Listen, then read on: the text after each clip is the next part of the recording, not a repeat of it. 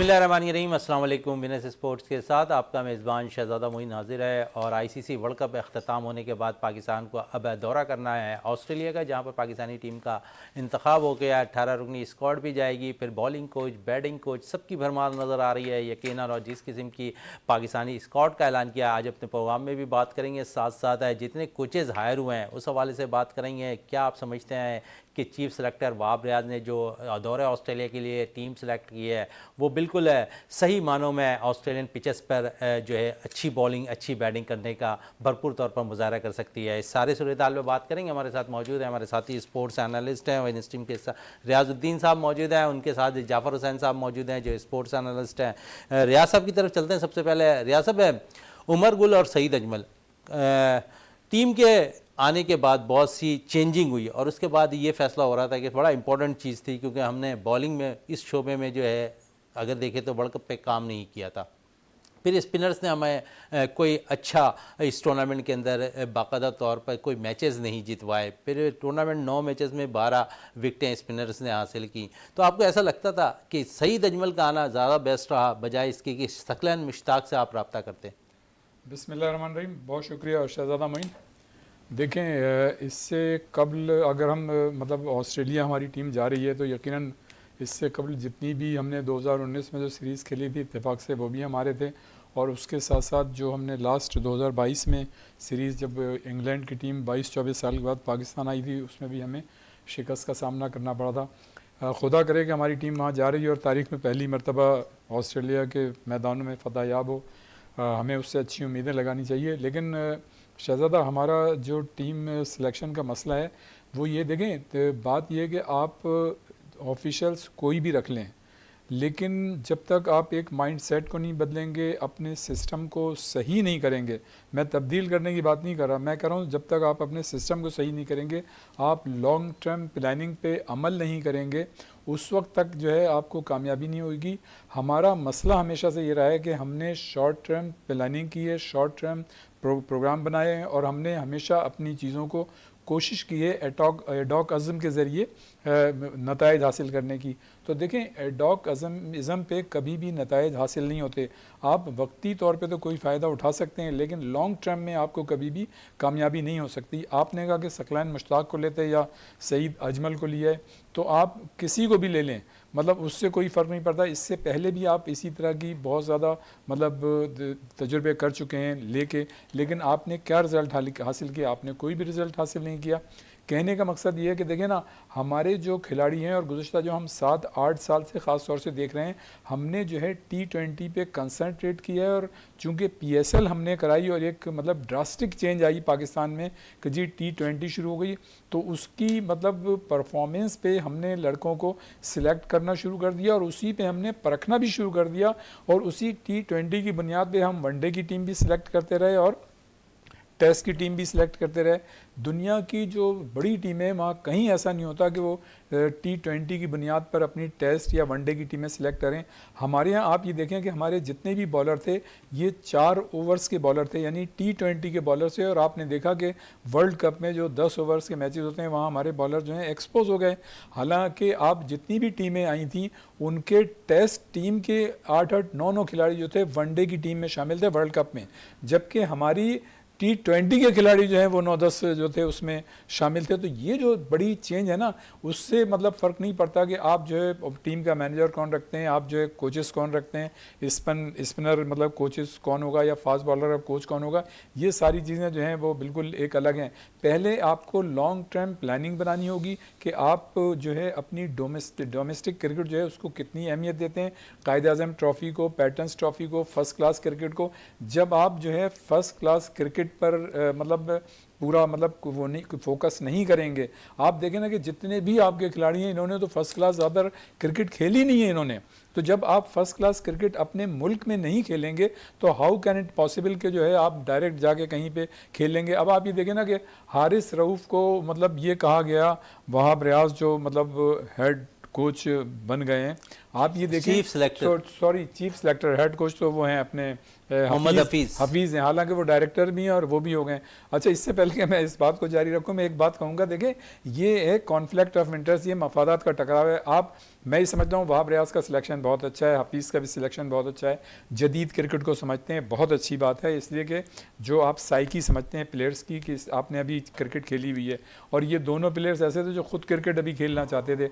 वहाब रियाज ने तो अगस्त में मतलब रिटायरमेंट लिया था और वो 2 साल से कोशिश कर रहे थे किसी तरह से टीम में आ जाएं। लेकिन मैं ये समझता हूँ कि आप पंजाब गवर्नमेंट में वजीर खेल भी हैं और आप साथ साथ मतलब ये कि यहाँ पे चीफ सेलेक्टर भी हैं। गो के पंजाब की हुकूमत ने आपको परमिशन ज़रूर दी है, एनओसी दी है, लेकिन मसला उससे हल नहीं होगा। बात यह है कि इखलाकी तौर पे ये सही नहीं है, इसलिए कि इंटरनेशनल क्रिकेट काउंसिल के ये रूल्स हैं कि मतलब कोई पॉलिटिकल इन्वॉल्वमेंट या पॉलिटिकल इन्फ्लुएंस नहीं हो सकता। तो यहाँ तो भाई आप एक जगह तरफ जो है वजीर खेल हैं पंजाब के, और दूसरी तरफ जो है आप एनओसी के बावजूद जो है हेड है। इसी तरह आप ये देखें कि अपना जो डायरेक्टर हैं हफीज़, हम उनका बड़ा एहतराम करते हैं, बड़े अच्छे प्लेयर हैं, लेकिन वो खुद ही उन्होंने अपना आपको हेड कोच भी बना लिया। मतलब कोई जो है वो ये मौका नहीं जाने दे रहा है कि टूर पे ना जाए, हर जगह से कहीं ना कहीं से फ़ायदा उठाएं। तो कहने का मकसद ये है कि ये सिस्टम की ख़राबी की जैसे। अच्छा, अब आप ये देखें कि ज़का अशरफ ज़ाहिर है उन भी 3 महीने के लिए। अब जो नई हुकूमत आएगी उसके बाद मतलब एक तरीक़ाकार होगा, ना नजम सेठी साहब इलेक्शन करा सके, ना ये ज़का अशरफ साहब इलेक्शन करा सके। तहकीकाती कमेटी जो है इंतजाम के खिलाफ है, कोई शहजादा 5 नवंबर को उसकी रिपोर्ट आनी थी, उसका पता ही नहीं है कि भाई रिपोर्ट जरूर आपसे बात करेंगे इस पे। अच्छा, मैं एक जुमला रह गया था, मैं अभी जो इन्होंने उसको लेना चाह रहे थे हारिस रऊफ को, तो भाई हारिस रऊफ को क्यों लेना चाह रहे हैं? उसने तो वनडे क्रिकेट नहीं खेली, उसने टेस्ट नहीं खेला, तो उसको रखने की क्या जरूरत थी? वो तो वैसे ही बेचारा अनफिट है, और उससे शिकायत करना कि जी उसे जो है ऑस्ट्रेलिया में खेलना चाहिए। भाई 4 ओवर्स के बॉलर हैं, बेचारे नहीं कर सकते ना। आप तैयार करें, आप अपने सिस्टम को सही करें और तैयार करें, इस पर जरूर बात होगी। फास्ट बॉलिंग के शोबे की बात हो रही है तो थोड़ी सी बात है जाफर हुसैन से भी कर लें। दौरे ऑस्ट्रेलिया के लिए हमने 6 फास्ट बॉलर्स का इंतखाब किया है, 2 स्पिनर्स के साथ जा रहे हैं। जाफर साहब, आप समझ रहे हैं कि वहाँ ऐसी विकटें मिलेंगी आपको जहाँ पर फास्ट बॉलर मदद मिलती हुई दिखाई दे उनको, और साथ साथ क्योंकि जिन फास्ट बॉलर्स को आपने तरजीह दी है, खासकर फ़हीम अशरफ काफ़ी अरसे के बाद टीम में टेस्ट टीम का हिस्सा बने, उसके साथ साथ वसीम जूनियर और पहली दफ़ा आमिर जमाल जो है बाकायदा तौर पर जाएंगे, और तीनों ही ऑलराउंडर है। अगर पेस अटैक देखें तो हसन अली और खुर्रम शहजाद जो लड़का नया है 36 विकटें जिसने क़ायद-ए-आज़म ट्रॉफी में हासिल की है, वो एक नज़र आ रहा है। दीगर अगर हम बात करें शाहिनशाह आफरीदी पे दबाव आपको लगता है कि कम करने के लिए इतने फास्ट बॉलर्स को इस्तेमाल किया गया इस टूर के लिए? देखिए, सबसे बड़ा इम्तहान होगा आपके कोचेस का, सबसे बड़ा इम्तहान होगा आपके प्लेयर्स का, क्योंकि T20 के बाद जो है ना ये वही टीम जो है अब टेस्ट खेलने के लिए जा रही है, वनडे के बाद। और ख़ास तौर पे अगर जो टेस्ट मैचेस हैं, आप इससे अंदाज़ा लगाइए कि इंडियन टीम जो है ना वो यहाँ पे आपके मैचेस खेल रही है अपने ऑस्ट्रेलिया से, तो आप इससे अंदाज़ा लगाने की जो हमारी मैनेजमेंट नई बनी है इनका एक बड़ा इम्तहान है। टीम तो खेलती आ रही है, सरफराज भी हैं, शान मसूद भी हैं, इन्होंने खेल चुके हैं पिछले 2 साल से, तो ये तमाम ही खिलाड़ी खेल रहे हैं, टेस्ट भी खेल रहे हैं, वनडे भी खेल रहे हैं, T20 भी खेल रहे हैं। लेकिन असल इम्तहान किसका है? आपकी कोचिंग स्टाफ का, जो कि नई बनी है। मैं ये समझता हूँ कि जिस तरीके से पीसीबी ने ये ओहदे दिए गए बांटे हैं मेरे ख्याल में, क्योंकि वो सब चीज़ें यही देखे जा रहे थे कि कौन आ रहा है, क्या ले रहा है, किसको चाहिए, आ जाओ हमारे पास और हम आप बांट रहे हैं। जूनियर सतह पे भी वैसे ही बांटा गया है। जिस तरह वो मस्जिदों में रबड़ियाँ बांटी जाती हैं ना, तो उसी तरीके से ये बांटी गई हैं, ओहदे बांटे गए हैं। तो मुझे ऐसा लग रहा है, क्योंकि उसका रीज़न ये है कि जितने लोग हैं जो आए हैं, नो डाउट अपने एक कैलिबर रखते हैं, पाकिस्तान में उनका एक बड़ा मकाम है, लेकिन हम देखते हैं कि अपने हमसाया मुल्क को, हम देखते हैं पूरी दुनिया के क्रिकेट को। हम बात कर लें अगर राहुल द्रविड़ के, तो राहुल द्रविड़ ने पिछले 3 साल से जो है ना 4 साल से आपकी अंडर 19 को कोचिंग की है, उसके बाद आपने ए टीम को कोचिंग की है, उसके बाद आप आए हैं हेड टीम पे, मेन टीम पे। तो इसी तरीके से अगर मोहम्मद हफीज कोच हैं तो उनको पहले जो है ना अंडर 19 का कोच बनाना चाहिए था, पहले उनको थोड़ा सा ट्रेनिंग। यूसुफ को तो उन्होंने यही मैं कह रहा हूँ, यूसुफ को जो जूनियर टीम का अंडर 19 का कोच बनाया, इस टाइम जरूरत थी उनको बनाते हैं आप हेड टीम, मेन टीम का, क्योंकि आपका वर्ल्ड कप है अंडर 19 का। वर्ल्ड कप में तजुर्बा भी यूसुफ का ज्यादा है, फीस से तजर्बा भी ज्यादा है। इसके अलावा मैं ये समझता हूँ अपने लोगों को कोच बनाना है ना, लेकिन आपको टाइम देना चाहिए। किसी को भी लाएं, उनको टाइम दें। ये नहीं होता कि आप लाएं, सीट पे बिठाएं और उनसे फैसले करवा लें। अब आप क्या शिकस्त हो जाएगी ऑस्ट्रेलिया में खुदा ना खास्ता, तो क्या आप हफीज को या इनको रखेंगे? कॉन्ट्रैक्ट अगर आपका 3 साल का 4 साल का मुकम्मल है तो फिर तो ठीक है बात, लेकिन बात यही होती है कि पहले आपको थोड़ा सा उन टीम के साथ रहना चाहिए, कोचिंग को रहना चाहिए, उसके बाद आप कोई फैसला करें कि आप इसको जो है ना आगे बढ़ाएं। तो मेरे ख्याल में जूनियर का जो कोच बनाया गया है वहां पे हफीज को होना चाहिए था और सीनियर में आपको किसी और सीनियर चलिए को कोचिंग लाना की चाहिए। बात होगी, मैं फास्ट बॉलिंग के शोबे से बात कर रहा था, 6 फास्ट बॉलर टीम के साथ गए हैं, इस पे क्या कहेंगे आप? देखिए फास्ट विकेटें होती है वहां पे, इसमें कोई शक नहीं है कि तेज विकेटों पे जो है ना आपके तेज बॉलर होने चाहिए, लेकिन वही बात है कि आपके कप्तान से मशवरा हुआ है, आपकी टीम के जो सीनियर खिलाड़ी उनसे मशवरा लिया गया है, सेलेक्टर ने ऐसे ही टीम उठा के फैसला नहीं कर दिया। पहले तो मैं ये देखता हूं कि भाई सेलेक्टर ने डोमेस्टिक क्रिकेट को देखा है वहां पे, क्योंकि ये बड़े कायद आजम ट्रॉफी के फाइनल भी हुए, मुख्तलिफ मैचेस भी हुए पंजाब में। क्या सेलेक्टर जो बना है वहाब रियाज, इन्होंने जाके जायजा लिया है, खिलाड़ियों से मुलाकात की है, क्या देखा है? देखिए बात यह है कि वही फिर सामने आ जाएगी बात कि नई मैनेजमेंट आई है, नए लोग आए हैं, तो उन्होंने फौरन ही फैसले कर दिए हैं। अब ये खिलाड़ियों का इम्तहान नहीं है, ये है आपके मैनेजमेंट का इम्तहान है। तो मेरे ख्याल में ये सारे जो अब टीम सेलेक्ट हुई, यही दुआ है कि अल्लाह पाक जो है कामयाब करे ऑस्ट्रेलिया में, लेकिन आपको देखना पड़ेगा थोड़ा सा, बिल्कुल देखना पड़ेगा, थोड़ा सा सब्र भी करना पड़ेगा, क्योंकि हम हमेशा ऑस्ट्रेलिया में शिकस्त खाकर आए हैं टेस्ट मैचेस के लिए। हमारी भी दुआ है कि पाकिस्तान है, टेस्ट सीरीज़ है, इंशाल्लाह ऑस्ट्रेलिया को ऑस्ट्रेलिया में शिकस्त दे। रियाजुद्दीन साहब, यही सवाल मैं आपसे भी करना चाहूँगा, जो 6 फास्ट बॉलर्स का इंतखाब हमने किया है, आप समझ रहे हैं वहाँ पर बेहतर चॉइस है? देखें बिल्कुल उसकी वजह ये है कि देखें वहाँ पे विकटें जो हैं मतलब तेज़ विकटें होती हैं, उस पर घास होती है और गेंद जो है स्विंग कर रही होती है, और वो उनके बॉलर उस पर उनको तजुर्बा है, उनकी एक्सपर्टीज़ है, उनका एक्सपोजर है, उनका एक्सपीरियंस है, वो बहुत ज़्यादा ख़तरनाक होते हैं। हमारे जो बॉलर हैं ज़ाहिर है देखें ना, उनको इतने टेस्ट मैचेस खेलने का तजुर्बा नहीं है, इतने वनडे मैचेस खेलने का तजुर्बा नहीं है, हम तो T20 पे ही रिलाई कर रहे हैं सारा। और रह गई बात, देखें अगर आप कंपैरिजन करें ना दोनों टीमों को, ऑस्ट्रेलिया का और पाकिस्तान का, जो अभी तक उनके दरमियान मैचेस हुए हैं, तो 69 टेस्ट मैचेस हुए हैं, 34 जो है ऑस्ट्रेलिया ने जीते हैं और 15 जो है टेस्ट हमने जीते हैं। 20 टेस्ट मैचेस जो हैं वो बराबर रहे हैं। अगर आप ये देखें कि किसने अपने मुल्क में जीते हैं, तो 26 टेस्ट मैच जो है वो ऑस्ट्रेलिया ने अपने मुल्क में जीते हैं और पाकिस्तान जो है अपने मुल्क में सिर्फ 60 टेस्ट मैचेस जीत चुकी है, जबकि न्यूट्रल मुकाम पे ऑस्ट्रेलिया ने 4 जीते हैं, वहाँ पाकिस्तान ने 5 जीते हैं। लेकिन अगर अवे जो सीरीज़ हुई हैं किसी भी मुल्क के दरमियान, उसमें जो है मतलब ऑस्ट्रेलिया की टीम 3 मैचेस जीतने में रही, कामयाब रही, और पाकिस्तान 4। लेकिन अगर आप मजमूई तौर पे पूरा जायज़ा लें तो इसमें ऑस्ट्रेलिया की टीम को सबकत हासिल है। रह गई बात आपका स्पेसिफिक क्वेश्चन कि हमने जो है 6 बॉलर शामिल किए हैं, वो तो भाई करने ही थे, इसलिए कि देखें ना आप इससे पहले जो तारीख उठा के देखें, हमारी टीम जो है कभी भी वहाँ पे कामयाब नहीं हो सकी। एक आध टेस्ट आपने ज़रूर कभी जीता है, लेकिन सीरीज़ में आप कभी भी कामयाब नहीं हुए। और वहाँ की जो विकटें हैं ना, वहाँ पे खेलना, पाकिस्तान की खिलाड़ी जिस तरह से पूरे साल क्रिकेट खेलते हैं, उनका खिलाड़ियों का बेचारों का वो तजुर्बा ही नहीं है, वो उनकी एक्सपर्टीज़ नहीं है। वहाँ पे जाके तो हमारे खिलाड़ी स्ट्रगल करते हैं। मैं ये समझता हूँ कि अगर हम टेस्ट सीरीज़ वहाँ बराबर भी कर लेना इन 6 बॉलर्स के साथ, तो ये भी एक बहुत बड़ी बात होगी। आप ये देखें ना कि जब वहाब रियाज जो चीफ सेलेक्टर हैं, उन्होंने ये बाकायदा हारिस रऊफ़ को ये कहा कि जी उन्होंने उनको जज्बे का मुजाहरा करना चाहिए था, उनको आना चाहिए था, खेलना चाहिए था।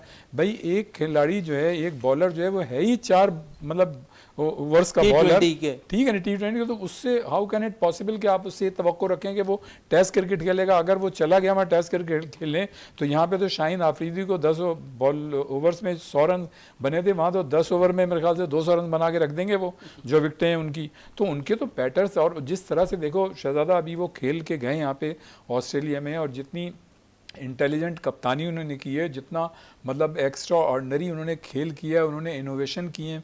मैं अपने मैचेस के दौरान 2 मैच शुरू में हारे थे, उसके बाद उन्होंने अपने आप को बिल्कुल मतलब स्ट्रगल करके बिल्कुल ले आए ठीक ठाक। आप देखें ना कि मैक्सवेल को देख लें, उसकी एक्स्ट्रा ऑर्डनरी इनिंग्स देख लें, फिर वार्नर को देख लें, फिर ट्रेस हेड जो है उसने जो कारनामा अंजाम दिया, उनकी मतलब देखें जो लीग मैचेस होते हैं उसका टेम्परामेंट कुछ और होता है, और जो टेस्ट मतलब नॉकआउट मैचेस हों, चाहे वो कोई भी हो, उसका टेम्परामेंट कुछ और होता है। तो मैं ही समझता हूँ कि ऑस्ट्रेलियन खिलाड़ी जिनसे हम उनसे सीरीज़ खेलने जा रहे हैं, वो हर शोबे में वो जो है कंप्लीट हैं। यानी बॉलिंग का शोबा ले लें, बैटिंग का ले लें, फील्डिंग का ले लें, उनकी मतलब परफॉर्मेंस एक्स्ट्राऑर्डिनरी, उनकी फिटनेस का लेवल देखें आप कितना अच्छा है। फिटनेस का लेवल भी अच्छा, क्योंकि आप ऑस्ट्रेलियन खिलाड़ियों की बात कर रहे हैं और उनकी तारीफ़ें कर रहे हैं, तो थोड़ी सी तारीफ मज़ीद है ऑस्ट्रेलियन कप्तान की कर लेते हैं, पैट कमिंस की। जिस तरह उन्होंने अपने साथी खिलाड़ियों के लिए बाकायदा जो है एक पार्टी रखी गई थी, लेकिन उस पर उन्होंने मना कर दिया। आप समझते एक पाकिस्तान एक मुसलमान प्लेयर्स के लिए उन्होंने ये चीज़ें अपना जज्बा दिखाया, उसके दौरान ही जो है ना उन्होंने मना किया कि ये नहीं, हम ये नहीं कर सकते। देखिए बात यह है कि एक अच्छा जस्टर जाता है इस तरह के अमल से, और जिस तरीके से वर्ल्ड कप जीता है ऑस्ट्रेलिया ने, मेरे ख्याल में उनके कप्तान की बड़ी एक दाद देनी पड़ेगी। और 2 दिन पहले, 1 दिन पहले पिच का मुआयना करना, कितनी खबरें ऐसी थीं जो कि आपके सामने आई और तस्वीरें खींचते हुए भी दिखाई दिया कि पिच की तस्वीरें वगैरह खींच रहे। तो मेरे ख्याल में एक इंटेलिजेंट कप्तान है, और जिस तरह टीम को लेके चल रहे हैं वर्ल्ड कप में, उनका एक तरह से एक मौके पे, जिस तरह रियाज भाई ने कहा कि एक मौके पे बड़ा मुश्किल लग रहा था कि ऑस्ट्रेलियन टीम जो है ना वो आगे बढ़ पाएगी, लेकिन जेल हुए, अपने आप को संभाला, टीम को संभाला, कप्तान ने संभाला, खिलाड़ियों ने अपनी जिम्मेदारी ली, और आपके सामने रिजल्ट है। चले जिम्मेदारी की बात कर रहे थे, जिम्मेदारी हारिस रऊफ ने नहीं ली है, जिस तरह वाब रियाज के हवाले से बात कर रहे थे उधर है, लेकिन T20 के लिए जो है वार्नर ने अपनी अभी जो है मना कर दिया कि मैं इंडियन टूर पर नहीं होऊंगा T20 में। तो ये एक अच्छा जस्टिस जाता है, क्योंकि नौजवान खिलाड़ियों को चांस देना चाहते हैं। देखिए बहुत अच्छा जस्टर है, इसके अलावा पाकिस्तान के लिए नुकसान है ना, वो टेस्ट में आ जाएंगे, फिर क्या होगा वार्नर। देखिए बात वही है कि वो लोग अपने आप को देखते हैं, अपने आप को बचा के रखते हैं कि हमने अपनी कितनी फिटनेस है हमारे पास, कितना हमने अपने आप को लेके चलना है। तो यहाँ पे जो एक चर्चा चल रहा है कि हारिस रऊफ का, कि भाई वो टीम में होने चाहिए थे या नहीं होने चाहिए थे, या उन्होंने मना कर दिया, या उनसे बात हुई और उनका ये कहना था, या फलाने चीज़ थी। तो मेरे ख्याल में अगर आपने टेस्ट प्लेयर पैदा करने हैं, और ये हारिस रऊफ का तो कोई एक टेस्ट भी नहीं है जिसमें हम कहा जाए कि भाई बहुत ही आउटस्टैंडिंग इन्होंने कोई खेला है या कोई अपनी कारकर्दगी दिखाई है, तो वो डोमेस्टिक नहीं खेलते, तो कैसे कह सकते हैं हम कि भाई ये टेस्ट में अच्छी परफॉर्मेंस देंगे। देखिए खतरा नहीं है, आपको डर कर अगर आप जाएंगे ऑस्ट्रेलिया कि भाई हमारे बॉलर पिट जाएं या मुझे कहीं पिटाई ना हो जाए और मैं नहीं जा रहा, तो मेरे ख्याल में ये खौफ निकालना चाहिए। आपने इसी खौफ पे बात करते हैं। मीर हमजा ने इससे पहले भी टूर किया पाकिस्तान के साथ, है कितना इंपॉर्टेंट होगा मीर हमजा के लिए ये टूर? बहुत अच्छा कमबैक किया मीर हमजा ने, जिस तरह डोमेस्टिक में परफॉर्मेंस दी, जिस तरह कराची वाइट्स में जो है ना वो खेलते रहे और अपनी टीम को आगे लेके चलते रहे, अच्छे रिदम के साथ वापस आ रहे हैं। तो मेरे ख्याल में अगर यही फॉर्म उनकी बरकरार रही तो इस मरतबा ये सेकंड चांस मिल रहा है उनको टेस्ट मैच में। तो अगर इस दफ़ा उनको अच्छी विकेटें मिल गई और अच्छी परफॉर्मेंस होगी तो मेरे ख्याल में मीर हमजा एक अच्छा इजाफा होगा पाकिस्तान। चलिए मीर हमजा के साथ साथ खुर्रम शहजाद है, काफ़ी अरसे से डोमेस्टिक में उम्दा परफॉर्मेंस कर रहे थे, फिर इस क़यादत-ए-आज़म ट्रॉफी में भी उन्होंने 36 विकेटें हासिल की है। बॉलिंग अटैक अगर देखें तो शाहिनशाह आफरीदी, हसन अली, खुर्रम शहजाद है, फिर है मीर हमजा। अगर उधर से 3 ऑलराउंडर में से अगर हम 2 ऑलराउंडर्स पे भी जाते हैं, आमिर जमाल है, फ़हीम अशरफ है, वसीम जूनियर है, टोटल हमारे पास 7 हो गए। तो 7 बॉलर्स हमारे पास है, फास्ट बॉलर्स हैं। सिलेक्टर ने क्या सोच के जो है इन 7 बॉलर्स को टीम में शामिल किया, फिर 3 ऑलराउंडर, बॉलिंग ऑलराउंडर इन्होंने टीम में शामिल किया? Why not Abbas? कहाँ गए अब्बास भाई? उनको भी तो होना चाहिए टीम में। उनकी देखें ना, अगर आप इंग्लैंड में जाते हैं, आप वहाँ पे उनकी कारकर्दगी देख लें कि जिस तरह टेस्ट प्लेयर हैं अब्बास, उनको भी शामिल कर लेते, 8वें हो जाते हैं आपके। लेकिन ये था कि आपको एक्सपीरियंस मिल जाता है बॉलिंग। लेकिन अब्बास अगर हम देखें तो जिस तरह अब्बास की कारकर्दगी है, जाफर साहब है जो काउंटी में उनकी कुछ वीडियोस ऐसी आ रही हैं, बॉल मुकम्मल तौर पर विकेटों पर नहीं पहुँच रहा है बैटर्स के पास तक, तो शायद थोड़ी सी प्रॉब्लम्स हैं उनको। देखें अगर आप डोमेस्टिक देखें पाकिस्तान के और अगर आप काउंटी देखें, दोनों में फ़र्क है, ज़मीन आसमान का फ़र्क है। वहाँ की विकेटें अलग होती हैं, आपको खेलना है ऑस्ट्रेलियन विकेट पे। और आप ये देखें क्या अब्बास ने यहाँ पे खेला या नहीं खेला, डोमेस्टिक सीजन खेला या नहीं खेला। अगर एक आध मैच भी खेला और अगर वो यहाँ पे टीम के साथ है तो मेरे ख्याल में उसको कंसिडर करना चाहिए। एक्सपीरियंस बोलता है। आज भी वर्ल्ड कप में यही बातें की जा रही हैं कि पाकिस्तान के पास एक्सपीरियंस नहीं था। आपके पास टैलेंट जरूर था, कप्तानी का एक्सपीरियंस नहीं था, आप टीम को खिलवा नहीं सके। तो मेरे ख्याल में इतने बड़े टूर पे जा रहे हैं, आप सरफराज को साथ लिया है, तो मेरे ख्याल में अब्बास को भी बॉलिंग में होना चाहिए था। अगर अब्बास होते तो वहां की विकेटों से आशना थे, मुख्तलिफ कंडीशन से आशना थे, तो मेरे ख्याल में एक अच्छा इजाफा होता। चले अच्छा इजाफा होता है। रियाज साहब की तरफ आते हैं। नौजवान खिलाड़ियों की बात हो रही है, फिर अब्बास की बात कर रहे हैं आप, साथ साथ अगर हम बात करें तो साइम अयूब टीम का हिस्सा है इस वक्त, रियाजुद्दीन साहब, और टीम के साथ स्ट्रगल करने वाले ताहिर तैयब कहाँ गए, ये कौन पूछेगा सेलेक्टर से? देखें, पहले जो सवाल के जवाब में मैंने यही कहा था कि जब तक हम अपने सिस्टम को सही नहीं करेंगे उस वक्त तक आप चेहरे बदलते रहें, आप देखें ना, आपका तो बोर्ड ही मतलब 3-3 महीने के तो बोर्ड हैं। अभी से जब 7 महीने में 3 चेयरमैन चेंज हो जाएंगे तो वो अपने ही लोगों को लेके आएंगे ना। अभी अभी क्या हुआ, अभी इन्होंने डायरेक्टली हेड कोच भी बन गए, ये सब मतलब सिलेक्शन कमेटी के चेयरमैन बन गए, जूनियर के कोच बन गए। अब जो 3 महीने के बाद जब इलेक्शन होंगे तो जो भी मतलब चेयरमैन आएगा वो फिर अपने लोगों को उसी तरह से रखेगा। तो ये जो चीज़ है ये ख़त्म होनी चाहिए। एक दफ़े कोई भी बोर्ड का चेयरमैन बन जाए, कम से कम उसको जो है पूरा टेन्योर एक तो देना चाहिए, ताकि वो अपनी मतलब हिसाब से जो वो बेहतर समझता है उस तरह से करे। इसमें देखें बहुत सारी चीज़ें इन्वॉल्व होती हैं। एक तो इंटरनल चीज़ें जो डोमेस्टिक क्रिकेट के लिए एक अगर चेयरमैन होगा और उसकी पूरी टीम होगी तो वो एक तरीके से काम करेगी। इसी तरह फिर ये कि आपका काम सिर्फ यही नहीं है कि आप डोमेस्टिक क्रिकेट को सही करें, आपको अपना विजन बड़ा करके इंटरनेशनली जो मतलब मामला हैं उनको भी देखना होता है। जब तक आप आईसीसी में जाके मतलब उनसे कंफर्ट लेवल इख्तियार नहीं करेंगे, जब तक मुख्तलिफ जो दुनिया भर की जो बोर्ड हैं उनके साथ आप अपने ताल्लुकात बेहतर नहीं करेंगे। ये तरीक़ाकार सिर्फ आरिफ अब्बासी साहब के ज़माने में था, जब वो बाकायदा तौर पर ख़ुद मतलब ये कि तमाम बोर्ड से जो है ताल्लुकात अच्छे रखा करते थे, उनको यहाँ बुलाते थे, आईसीसी में जाते थे। और आपने देखा कि 80s में पाकिस्तान ने जो मूव किए हैं, मतलब बाकायदा ये ट्रॉफ़ी जो इंट्रोड्यूस की, वर्ल्ड कप किया, ये पाकिस्तान की कोशिशों से हुआ। तो ये सारी चीज़ें जो हैं उसका क्रेडिट जो पाकिस्तान को जाता है। न्यूट्रल अंपायरिंग के लिए पाकिस्तान ने कहा, तो पाकिस्तान क्रिकेट बोर्ड ने एक ज़माने में बड़ा फ़ाल किरदार अदा किया। और उस वक्त मतलब इतना अच्छा इनका किरदार था कि आपने बांग्लादेश, श्रीलंका और अफगानिस्तान टीमों को इस तरह सपोर्ट किया कि उनको इंटरनेशनल क्रिकेट खेलने में आसानी हुई। कहने का मकसद ये कि जो भी क्रिकेट बोर्ड आए उसको इतना बड़ा विजन करना पड़ेगा, इंटरनेशनली भी अपनी चीज़ों को मैनेज करनी होंगी। और जो डोमेस्टिक क्रिकेट है, आपने साइम अयूब की बात की, साइम अयूब ऐसा लड़का है कि उसको अगर इससे पहले यहाँ के मैचेस की मतलब दी जाती, श्रीलंका ले जाते उसको, तो वो कम से कम थोड़ा सा यूज्ड टू हो जाता। अब आप देखें कि वो इतना आउटस्टैंडिंग प्लेयर है, वहाँ तो बड़े बड़े तजुर्बेकार प्लेयर जो हैं ऑस्ट्रेलिया में नहीं चलते। मुझे डर लग रहा है कहीं ऐसा ना हो कि ये उसको खिलाएं भी और अगर कहीं वो फेल हो जाए तो जवाब बना के हमेशा के लिए बाहर कर दें। इसलिए कि देखें क्रिकेट में जब मैं ये कहता हूँ ना कि क्रिकेट में एक माफिया है जो बज़ाहिर आपको नज़र नहीं आती है, लेकिन बैक डोर से वो अपना काम करते रहते हैं। और इसलिए करते हैं कि वो जो उनके अपने लड़के होते हैं मुस्तकबिल में उनको खिलाने के लिए वो बाज़ ऐसे खिलाड़ियों को जिनकी कोई से नहीं होती, जिनकी कोई बैक नहीं होती, लेकिन वो एक्स्ट्रा ऑर्डनरी परफॉर्मर होते हैं, तो वो उनसे घबराते हैं कि कहीं अगर ये अच्छी परफॉर्मेंस इंटरनेशनल दे दी तो जिन लड़कों को हम लेके आना चाहते हैं वो तो बाहर हो जाएंगे। तो उनको किसी ना किसी बहाने से बाहर करवाने की मतलब तरीके सोचते हैं। अब आप देखें ना, साइम पहले तो एक तो ये बड़ी ख़राबी है कि जो प्लेयर मतलब अच्छा होता है, जिसकी बेचारे की कोई बैक मजबूत नहीं होती, उसको इस नाम पे कि जी इसका एक्शन सही नहीं है, ये खड़ा सही नहीं होता, ये बॉलिंग सही नहीं कराता, ये जो है यूँ स्ट्रोक नहीं करता, तो उसे कहते हैं जी जाओ एकेडमी में जाओ, वहाँ पे आप अपनी चीज़ों को सही करो। अब यही मतलब मिली जुली मतलब बातें जो है मुझे साइम अयूब से मुताल्लिक मतलब सुनने को मिल रही हैं कि जी उसका एक्शन ऐसा है, उसे यूँ करना चाहिए। भाई एक खिलाड़ी जब आपको परफॉर्म करके दे रहा है, वो पूरा आउटपुट आपको दे रहा है, तो आपको उससे क्या चाहिए। अगर एक अच्छा बॉलर है, मतलब इमर्जिंग बॉलर है, नया आया है, अगर वो विकटें ले रहा है, आपको विकटें लेके दे रहा है, और साइम अयूब जैसा खिलाड़ी जो है उसने फर्स्ट क्लास क्रिकेट में इस तरह से प्रूव किया है जो बहुत ही कम खिलाड़ी इस तरह से प्रूव करते हैं। तो मेरे ख्याल से ऐसे खिलाड़ियों के लिए तो मैं समझता हूँ कि उनको एक बाकायदा प्लानिंग के तहत छोटी छोटी टीमों से खिलाने के बाद फिर आप बड़ी टीम के खिलाफ खिलाएं।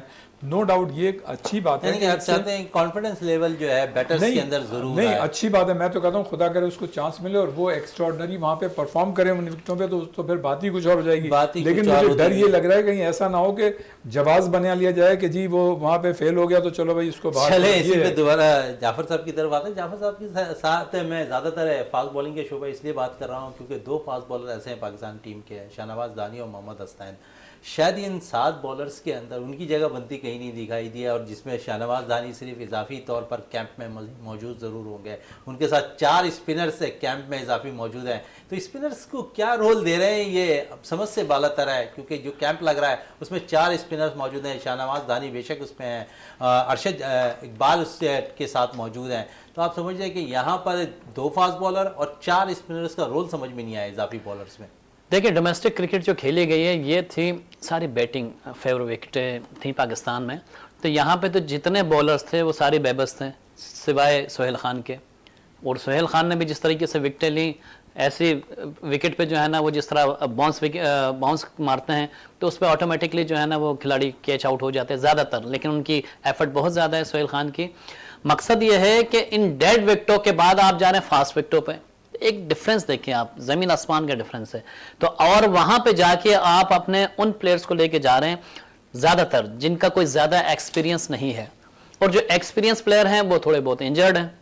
तो क्या आप उनको लेके यहाँ वहाँ पे जा रहे हैं ऑस्ट्रेलिया में, क्या आप टीम के साथ रख के उनका कॉन्फिडेंस बहाल करेंगे या फिर आप उनसे कोई कारकर्दगी लेना चाहेंगे? दोनों एक सवाल है। तो अब जब टेस्ट मैच होता है इसमें इम्तहान होता है बैट्समैनों का भी और बॉलर्स का भी, और ये जो फास्ट बॉलिंग का शोबा है पाकिस्तान में नो डाउट काफ़ी ज़्यादा फास्ट बॉलर्स यहाँ पे निकल के आते हैं, और अच्छी बात भी है। पाकिस्तान एक कहा जाता है कि ये एक ऐसी कंट्री है जहाँ से फास्ट बॉलर्स निकलते रहते हैं। तो ये एक बड़ा इम्तहान होगा फास्ट बॉलर्स के लिए कि वहाँ की विकेटों पे वहाँ पे उनके बैट्समैनों को आउट करना। जाफर साहब वैसे बॉलर नहीं निकल रहे हैं, शोएब अख्तर, शब्बीर, जाहिद, ऐसे बॉलर निकल कर नहीं आ रहे ना। माजी में ऐसे बॉलर्स निकलते थे जो अगर मुखालिफ जो टीम होती थी वो डर और खौफ में मुब्तला रहती थी। देखिए एहसानुल्लाह आए थे ना, आपको पता है, बड़ी तेज़ बॉलिंग कर रहे थे, कमर लेके बैठ गए। मकसद ये कि हमें यूटिलाइज करना नहीं आता। हमारे पास कोई अच्छा बॉलर आ जाता है, हसनैन तेज़ बॉलर, स्पीड बॉलर, लेकिन क्या हुआ उनके जैसे थोड़ा सा एक्शन चेंज करवाया, उनकी भी उमर गुल फायदेमंद साबित होंगे। उमर गुल नो डाउट बहुत अच्छे कोच भी हैं, बहुत अच्छे बॉलर भी हैं, उनका तजर्बा बहुत इफेक्टेड होगा पाकिस्तानी बॉलर्स के लिए। जितनी उनकी जो है ना वो पाकिस्तान के लिए जो है उन्होंने कारकर्दगियां दिखाई हैं, मेरे ख्याल में एक तजर्बा बहुत अच्छा होगा। और ख़ासतौर पर सईद अजमल का भी, सईद अजमल इस टाइम इस मौके पर जब आपकी पाकिस्तान की स्पिन नहीं चल पा रही, उस मौके पर आपने सईद अजमल को लेकर आए, तो मेरे ख्याल में ये मुझे याद आता है कि 2010 और 2009 में भी यही इसी तरह की सिचुएशन थी जब कोई इतना बड़ा कोई स्पिनर नहीं था पाकिस्तान के पास, तो सईद अजमल को लाया गया था। बिल्कुल जाफर साहब कह रहे हैं कि यह अच्छा साइन है कि सईद अजमल को लाया गया है, क्योंकि पाकिस्तान की स्पिन जो है इस वर्ल्ड कप के अंदर बेबस दिखाई दी थी और सिर्फ 12 विकेटें पाकिस्तानी स्पिनर्स ने हासिल की थी। तो एक अच्छा साइन करार दे रहे हैं सईद अजमल को, उमर गुल को, और हमारी भी दुआ है कि पाकिस्तान के जो ये कोचेज़ आए हैं ये पाकिस्तान खिलाड़ियों पर मेहनत करें, पाकिस्तान एक दफ़ा फिर अपनी बेहतरीन कारकर्दगी जो है दुनिया भर की टीमों के खिलाफ दिखाता हुआ दिखाई दे। इस वक्त ब्रेक के लिए कहा जा रहा है, ब्रेक से वापस आते हैं तो गुफ्तगू को मज़ीद जारी रखते हैं।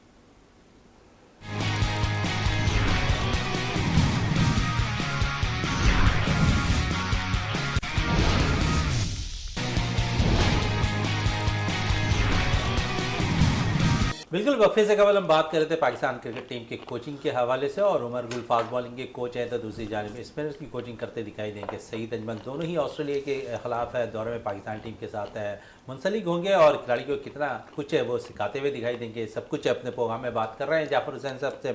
जाफर साहब कोचिंग की बात हो रही है, माजी में हम देखें तो बड़े अच्छे अच्छे कोचेज़ हमारे पास आए। अब जो कोचिंग स्टाफ आप देख रहे हैं, जिस तरह आपने खुद कहा कि मोहम्मद यूसुफ को मेन टीम का कोच होना चाहिए था, मोहम्मद हफीज़ अगर निचली सतह पर जाकर कोचिंग करते तो वो सूदमंद साबित होते। लेकिन दूसरी तरफ अगर हम उठाकर देखें तो जो हमारी डोमेस्टिक क्रिकेट होती है, जो मुख्तलिफ रीजन की क्रिकेट होती है, फिर कायद ट्रॉफ़ी के मुख्तलिफ के कोचेज़ होते हैं मुख्तलिफ टीमों के, वहाँ पर क्या आप समझते हैं कि जो जोन सतह पर कोचिंग स्टाफ होता है उन्हें थोड़ी सी तरजीह देनी चाहिए? नहीं, जोन सतह पे तो बहुत ही ज़्यादा नीचे चले जाएंगे, क्योंकि कौमी टीम की बात होती है, पाकिस्तान नेशनल टीम होती है, उसका बड़ा एक वक़ार होता है। तो उस डोमेस्टिक सतह पे जब कायद-ए-आज़म ट्रॉफी हो रही हो, जैसे कराची वाइट्स की टीम हो, कराची ब्लूज़ की टीम हो, उसमें देखिए मौका तो मिलना चाहिए हर एक को। जिस तरह आपके कराची के और लाहौर के जितने कोचेज़ सामने आए हैं, इसके अलावा डोमेस्टिक सीज़न में कोचिंग कर रहे हैं, तो मेरे ख्याल में एक अच्छा मौका होता है उनके लिए कि अपनी टीम के परफॉर्मेंस को इन्हेंस करने का। तो ऐसे कोचेज़ जो है ना, क्योंकि वो ग्रास रूट पे जो काम कर रहे होते हैं ना, उनका लेवल अलग होता है। जो ग्रास रूट के लिए कोचिंग कर रहे होते हैं, जो छोटे बच्चों को ला रहे होते हैं मैदान में, उनको खिला रहे होते हैं, वो एक अलग क्राइटेरिया है। लेकिन जब आप आते हैं डोमेस्टिक में, डोमेस्टिक का क्राइटेरिया एक अलग है। उसमें आपने देख लिया कि पिछले 3-4 साल से जिस तरीके से जो पाकिस्तान के टेस्ट क्रिकेटर भी हैं और उसमें इंटरनेशनल क्रिकेटर भी हैं जो कि कोचिंग स्टाफ में शामिल हैं, वो भी कोचिंग कर रहे हैं। तो मेरे ख्याल में ये एक जाविया बनाया हुआ है, ये ज़्यादा बेहतर है कि आपके जो ग्रास रूट हैं वो अलग हैं, आपके डोमेस्टिक अलग हैं, और आप पाकिस्तान टीम, अब जिस तरह पाकिस्तान टीम के लिए आ गए तो वो वही चेहरे आ गए हैं जो अभी उनको ज़्यादा दिन नहीं हुए टीम से निकले हुए। थे, रिटायरमेंट लिए हुए थे। अभी उनको मेरे ख्याल में 1-2 साल ही हुए हैं, आखिरी वर्ल्ड कप खेला हुआ इन सब ने तकरीबन। तो मेरे ख्याल में अब जो थोड़ा सा उनको मौका देना चाहिए कि वो ए टीम के साथ, वो अंडर 19 टीम के साथ कोचिंग करते, अपने आप को प्रूव करते, उसके बाद फिर वो मेन टीम में जाते। मेरा सवाल यही है कि इस पीसीबी ने जो है ना इतनी जल्दी सब कुछ किया है कि मेरे ख्याल में अब लोगों को जो है ना सिर्फ और सिर्फ वो चाह रहे हैं कि यार अपनी अपनी जगह बैठ जाएं। तो अब ये जो एक सिस्टम बना दिया गया है, इस सिस्टम को देखते हैं कि आए तो चेहरे अच्छे हैं, क्योंकि जितने भी कोचिंग स्टाफ में आए, जितने आपके जो है ना खिलाड़ी आए, ये एक अच्छे चेहरे हैं जिनका एक बड़ा नाम है पाकिस्तान में। आपकी बात को यहाँ से थोड़ा सा आगे इंटरप्ट करूँगा। चेहरे भी अच्छे आए हैं, सब कुछ अच्छा हुआ है, लेकिन इसको एक तरीक़ाकार के तहत आना चाहिए था। बाकायदा ये मतलब मीडिया पे, चाहे प्रिंट मीडिया या इलेक्ट्रॉनिक मीडिया, उस पर जो है जितनी भी आपने मतलब जॉब क्रिएट की थी, हेड कोच की, डायरेक्टर की, नीचे कोचेस की, वो बाकायदा उसका एडवर्टीजमेंट होना चाहिए था, इश्तिहार होना चाहिए था।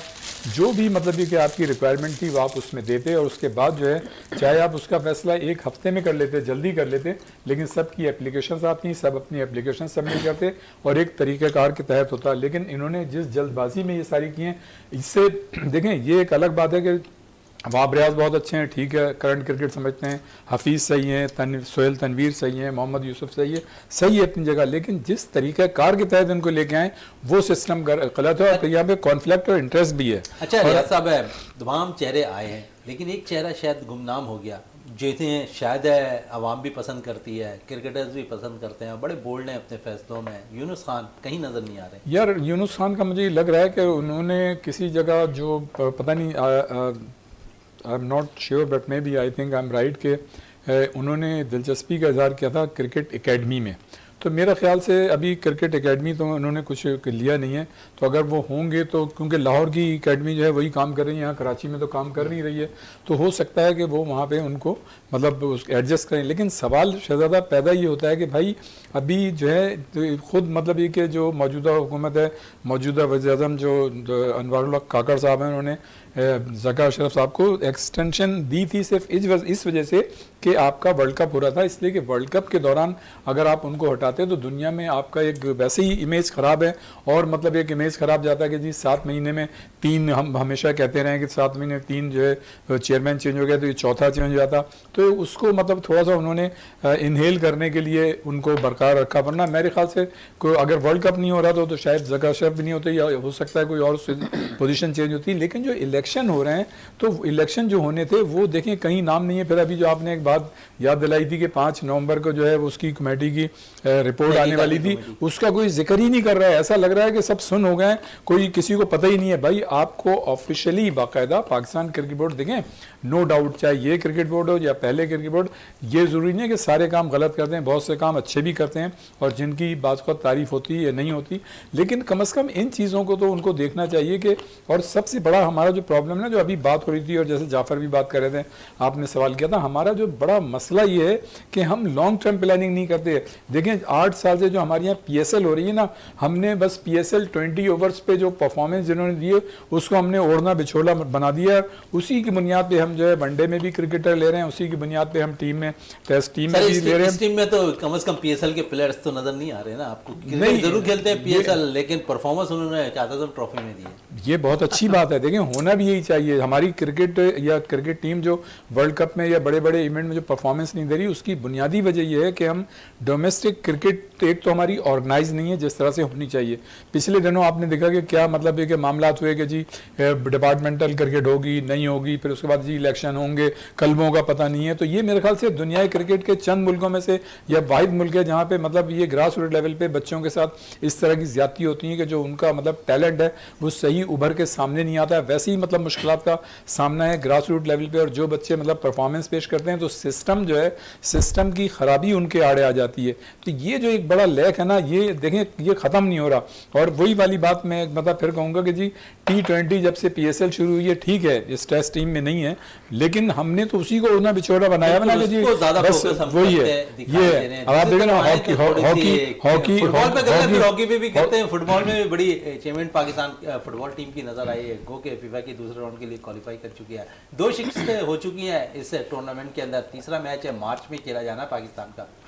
देखें, बड़ा एक अफसोस के साथ कहना पड़ेगा कि पाकिस्तान से जितनी उम्मीदें थी कि ताजिकिस्तान के खिलाफ अच्छा परफॉर्मेंस देके पाकिस्तान जीतेगा, क्योंकि इससे पहले कंबोडिया के खिलाफ 1 गोल से फतह हासिल की थी और उसमें यही कहा जा रहा था कि पाकिस्तान जो है ना वो फेवरेट करार दिया जा रहा था कि होम ग्राउंड है, होम क्राउड है, लोगों की आमद का भी बड़ा सिलसिला था। तो मेरे ख्याल में ताजिकिस्तान को जिस तरह ताजिकिस्तान ने 6-1 से हराया पाकिस्तान को, तो मेरे ख्याल में उम्मीद की जा रही थी कि पाकिस्तान जो है ना वो ताजिकिस्तान को बड़े मार्जिन से हराएगा, लेकिन ऐसा मुमकिन ना हो सका। देखिए कुछ खामियां इसमें दिखाई दी गई।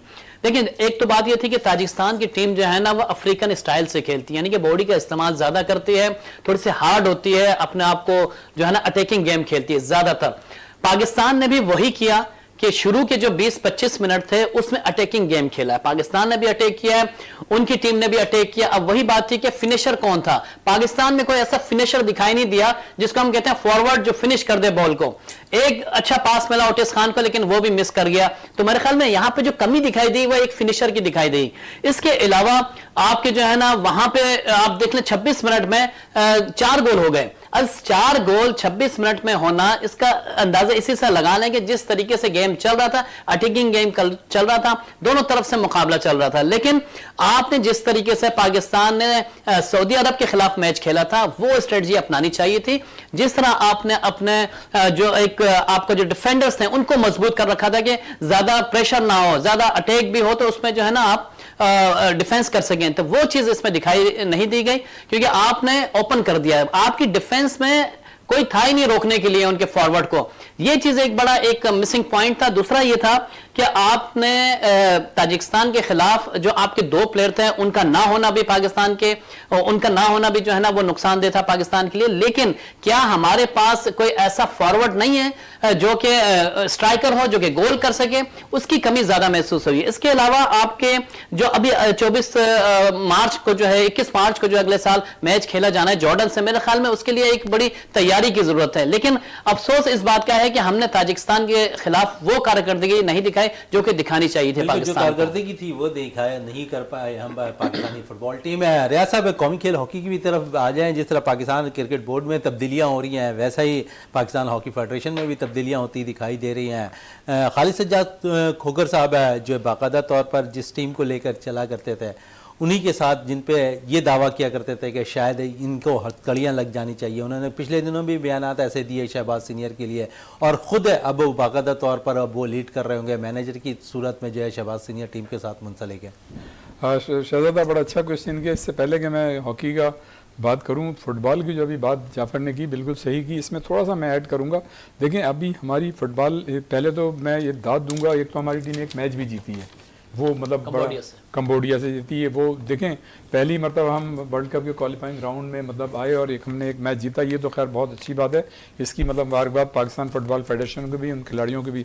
लेकिन अभी जैसे सऊदी अरब से हम बराबर खेले तो मैं तो एक्सपेक्ट कर रहा था सऊदी अरब की टीम जो है 8-10 गोल मारेगी, जो उनका स्टैंडर्ड है, लेकिन उसमें हमारी टीम बहुत अच्छा खेली। लेकिन मैं फाइनली ये कहूँगा कि अभी हमारी फुटबॉल की टीम जो है इंटरनेशनल मेयार में जो फिजिकल फिटनेस है और जिस तरह से मतलब जाफर ने तो सब ओपन मतलब सारी बातें कह दी, आपको उसमें गुंजाइश नहीं। तो अभी हमें, मैं समझता हूँ कि फिजिकल फिटनेस की जरूरत है और ज़्यादा से ज़्यादा इंटरनेशनली मैच खेलने की जरूरत है। तो फिर शायद इंशाल्लाह हमारी टीम अगला जो क्वालिफाइंग राउंड होगा तो उसमें बेहतर परफॉर्मेंस पेश करेगी। लेकिन मैं ये समझता हूँ कि देर आए दुरुस्त आए, ये हौसला अफजा परफॉर्मेंस आप इसको ज़रूर कह सकते हैं। हाँ ये ज़रूर है कि चूँकि इंटरनेशनल एक्सपोजर नहीं है तो उसकी वजह से आपके ये मसाइल हैं।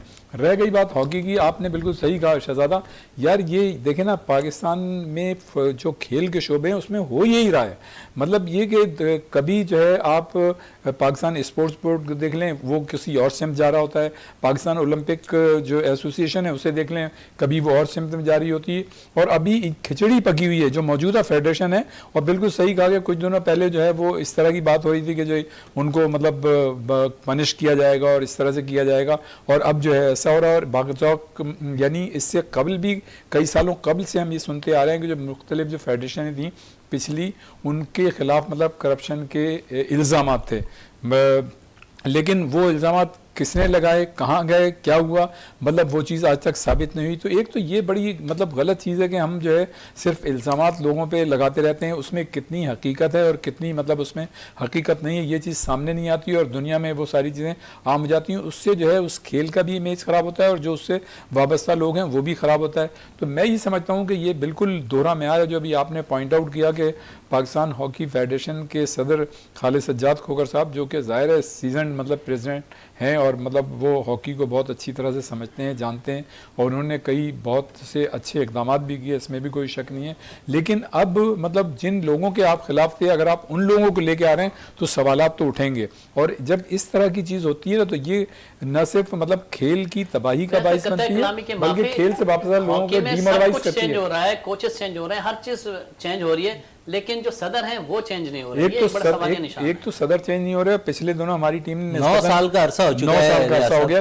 तो मैं समझता हूं कि अब तो मेरे ख्याल से पाकिस्तान स्पोर्ट्स बोर्ड को और पाकिस्तान ओलंपिक एसोसिएशन को एक पाबंदी लगा देनी चाहिए कि जो भी होगा सिर्फ एक टेन्योर के लिए होगा, ताकि मतलब ये कि किसी को अपनी इजारादारी कायम करने का मौका न मिले और अपनी पोस्ट से नाजायज़ फ़ायदा उठा के टीम और हॉकी की तबाही का मतलब ये कि पेशकर्मा साबित ना हो। और उसमें भी देखें ना, हमारी जो लीग हॉकी से आपका म्यार बढ़ता है, या फिर अगर आप अपने खिलाड़ियों को बाहर मालिक के दौरे कराएं तो जब इंटरनेशनल एक्सपोजर होता है तो फिर खिलाड़ियों का म्यार बढ़ता है। लेकिन हमारी बदकिस्मती ये है कि ना तो हम बाहर जा सकते हैं, ना बाहर की टीमों को फंड की वजह से यहाँ बुला सकते हैं, और जो रह गई कसर तो हम जो अपनी डोमेस्टिक हॉकी या ग्रास रूट की हॉकी या नेशनल चैंपियनशिप या कौमी सतह के टूर्नामेंट वो भी सही तरीके से ऑर्गेनाइज नहीं कर पाते, जिसकी वजह से हमारा जो कौमी खेल हॉकी है वो ग्रास रूट लेवल से उसको यकीनन पेशराई मिलनी चाहिए, वो होता हुआ दिखाई नहीं दे रहा है, जिसके बाइस हमें खिलाड़ी नीचे से जो है अच्छे नहीं मिल पा रहे, जिसके बाइस पाकिस्तान के लिए अच्छे खिलाड़ी हॉकी के लिए प्रोवाइड होते हुए नज़र नहीं है। और साथ साथ इन्होंने मैनेजमेंट को भी कसूरवार करार दिया कि उनमें इतनी तरमीम हो रही है जिसके बाइस शायद पाकिस्तान की हॉकी बेहतर होती हुई दिखाई नहीं दे रही है। जाफर हुसैन साहब आपका बहुत शुक्रिया, रियाजुद्दीन साहब आपका बहुत शुक्रिया। प्रोग्राम का अख्ताम करते हैं इस दुआ के साथ कि पाकिस्तान में खेल और खिलाड़ी तरक्की करते रहें और पाकिस्तान का सब जिलाली परचम दुनिया भर में रोशन रहे। इसी के साथ अपने मेज़बान शहजादा मोइन को इजाज़त दें। पाकिस्तान जिंदाबाद।